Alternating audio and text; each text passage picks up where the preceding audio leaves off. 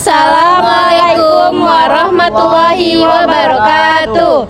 Kami dari kelompok 4 ingin memaparkan hasil tugas kami yang berjudul Aspek Pajak dalam Kegiatan Bisnis. Sebelumnya kami akan memperkenalkan diri terlebih dahulu. Saya Nimasari dengan NPM 2105160326. Saya Bayu Andriansa, NPM 2105160351. Saya Randy Mahendra, NPM 2105160333. Saya Nadia Ramadhani dengan NPM 2105160321. Saya Susan Afrida dengan NPM 2105160345. Saya Wiranda dengan NPM 2105160343. Renway Orvandi dengan NPM 2105160342. Pajak adalah peralihan dari sektor swasta ke sektor publik berdasarkan undang-undang yang dapat dipaksakan dengan tidak mendapat imbalan, yang secara langsung dapat ditunjukkan yang digunakan untuk membiayai pengeluaran umum dan yang digunakan sebagai alat pendorong, penghambat atau pencegah untuk mencapai tujuan yang ada di luar bidang keuangan negara. Unsur-unsur dalam pajak yaitu yang pertama, pajak harus berdasarkan undang-undang. Pajak merupakan pungutan iuran terhadap rakyat karena Undang-Undang Dasar 1945 yang mengharuskan pemerintah jika hendak memungut pajak dari rakyat harus berdasarkan Undang-Undang Pasal 23 Ayat 2. Pajak pun haruslah berdasarkan undang-undang karena undang-undang akan memberikan jaminan hukum untuk adanya keadilan bagi warga negara atau masyarakat. Akan tetapi, timbul pertanyaan mengapa negara atau pemerintah harus memungut pajak dari rakyat. Yang pertama, teori asuransi. Negara bertugas melindungi rakyat dan harta bendanya. Yang kedua, teori kepentingan pemungutan pajak didasarkan pada kepentingan orang demi negara. Yang ketiga, teori gaya pikul. Beban pajak untuk masyarakat harus sama besarnya. Artinya, pajak harus dibayar sesuai dengan daya pikul masing-masing orang. Yang selanjutnya, teori bakti. Dasar keadilan pemungutan pajak terletak pada hubungan masyarakat dengan negara. Dan yang terakhir, teori asas daya beli. Dasar keadilan terletak pada akibat pemungutan pajak. Yang kedua, pasar tidak mendapat imbalan langsung. Karena tidak mendapat imbalan secara langsung, pemungutan pajak harus memenuhi syarat tertentu. Syarat-syarat tersebut adalah sebagai berikut. Yang pertama, pemungutan pajak harus adil. Yang kedua, pemungutan pajak harus berdasarkan undang-undang. Yang ketiga, pemungutan pajak tidak mengganggu perekonomian. Yang keempat, pemungutan pajak harus efisien. Yang kelima, sistem pemungutan pajak harus sederhana. Adapun fungsi pajak, yang pertama ada fungsi budgeter, maksudnya pajak yang dipungut oleh pemerintah kepada rakyat dapat digunakan untuk membiayai pengeluaran umum atau pembangunan dan rutin yang setiap tahunnya tergambar melalui anggaran pendapatan dan belajar negara atau APBN. Yang kedua ada fungsi mengatur.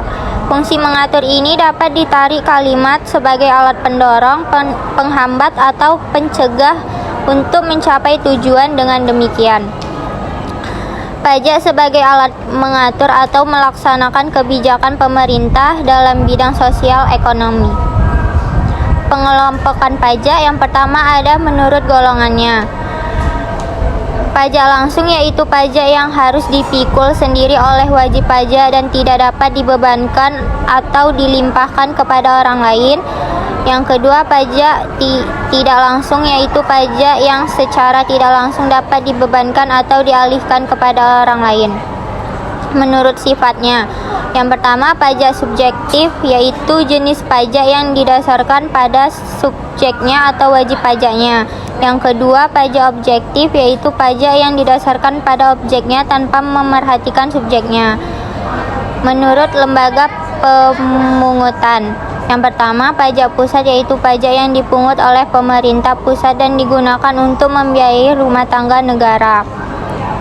Yang kedua, pajak daerah yaitu pajak yang dipungut oleh pemerintah daerah dan digunakan untuk membiayai rumah tangga daerah. Sistem pemungutan pajak. Official Assessment System yaitu suatu sistem pemungutan pajak yang memberi wewenang kepada fiskus pajak atau pemungut pajak untuk menentukan berdasarkan pajak yang terutang atau yang harus dibayar oleh wajib pajak. Yang kedua, self-assessment system yaitu sistem yang memberikan wewenang penuh kepada wajib pajak untuk menentukan atau menghitung sendiri berdasarkan pajak yang akan dibayar. Yang ketiga, withholding system yaitu sistem yang memberikan wewenang penuh kepada pihak ketiga atau bukan fiskus dan wajib pajak untuk menentukan atau menghitung berdasarkan pajak yang akan dibayar oleh wajib pajak. Tarif pajak. Ada 3 macam tarif pajak, yaitu yang pertama tarif sepadan, yang kedua tarif tetap, yang ketiga tarif progresif. Adapun ketentuan umum pajak. Ketentuan umum pajak dan tata cara perpajakan diatur dalam UU 16 tahun 2000 tentang perubahan kedua Undang-Undang Nomor 6 tahun 1983 tentang ketentuan umum dan tata cara perpajakan. Pajak yang terutang adalah pajak yang harus dibayar pada suatu saat dalam masa pajak, dalam tahun pajak atau dalam bagian tahun pajak menurut ketentuan peraturan perundang-undang perpajakan. Perusahaan kena pajak adalah perusahaan sebagaimana dimaksud di atas yang melakukan penyerahan barang karena pajak dan atau penyerahan jasa kena pajak yang dikenakan pajak berdasarkan Undang-Undang Pajak Pertambahan nilai 1984. Perusahaan adalah orang pribadi atau badan dalam bentuk apapun yang dalam kegiatan usaha atau pekerjaan menghasilkan barang, mengekspor barang-barang, melakukan usaha perdagangan, manfaat barang yang berwujud dari laur daerah. Perbedaan melakukan usaha jasa atau memanfaatkan jasa dari laur daerah pabean. Jenis pajak dalam kegiatan bisnis. Yang pertama ada pajak penghasilan. Pajak penghasilan atau PPh merupakan pajak yang dibebankan atas suatu penghasilan yang diterima oleh wajib pajak, baik yang berasal dari Indonesia maupun dari luar negeri. Penghasilan yang dimaksud meliputi usaha, gaji, hadiah, honorarium, dan lain sebagainya. Dalam Undang-Undang Pajak Penghasilan Nomor 17 Tahun 2000 yaitu orang pribadi dan warisan yang belum terbagi sebagai suatu kesatuan menggantikan yang berhak. Yang kedua badan, yang ketiga bentuk usaha tetap. Adapun objek pajak penghasilan yang merupakan objek pajak setiap tambahan kemampuan ekonomis yang diterima oleh wajib pajak, baik yang bersalah dari Indonesia maupun dari luar negeri, yang dapat dipakai untuk menambah kekayaan wajib dan dalam bentuk apapun.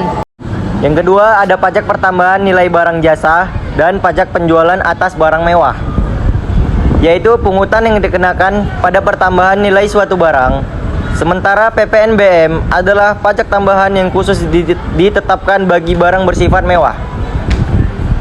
Kemudian ada pajak masukan, yaitu pajak pertambahan nilai yang seharusnya sudah dibayar oleh pengusaha kena pajak. Selanjutnya pajak keluaran, yaitu pajak pertambahan nilai terutang yang wajib dipungut oleh pengusaha kena pajak yang melakukan penyerahan barang kena pajak. Objek pajak atau barang suatu yang dikenakan pajak pertambahan nilai adalah sebagai berikut. Yang pertama ada penyerahan barang kena pajak di dalam daerah pabean yang dilakukan oleh pengusaha. Yang kedua, impor barang kena pajak. Yang ketiga, penyerahan jasa kena pajak di dalam daerah pabean yang dilakukan oleh pengusaha. Yang keempat, pemanfaatan barang kena pajak tidak berwujud dari luar daerah pabean di dalam daerah pabean. Yang terakhir adalah ekspor barang kena pajak oleh pengusaha kena pajak. 3. Bea perolehan hak atas tanah dan bangunan. Bea perolehan hak atas tanah dan bangunan adalah pajak yang dikenakan atas perolehan hak atas tanah dan bangunan yang selanjutnya disebut pajak atau pasal 1 huruf 1 Undang-Undang Nomor 20 Tahun 2000 tentang perubahan atas Undang-Undang Nomor 21 Tahun 1997 tentang bea perolehan hak atas tanah dan bangunan. Hal-hal yang menjadi objek pajak dalam hal ini adalah perolehan hak atas tanah dan bangunan yang meliputi 1.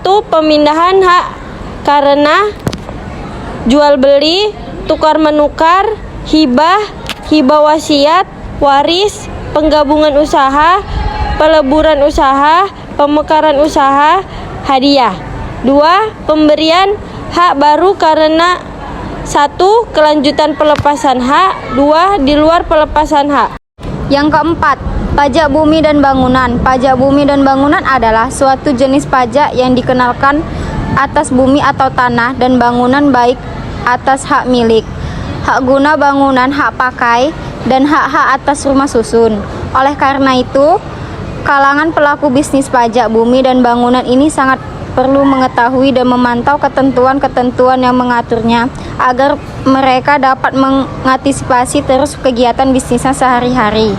5. Pajak atas bea materai. Pajak atas bea materai merupakan pajak yang dikenal terhadap dokumen yang menurut Undang-Undang Biaya Materai menjadi objek biaya materai. Sekian dari hasil pemaparan kami. Jika ada kekurangan kami mohon maaf. Kami akhiri. Wabillahi taufiq wal hidayah. Wassalamualaikum warahmatullahi wabarakatuh. Dadah.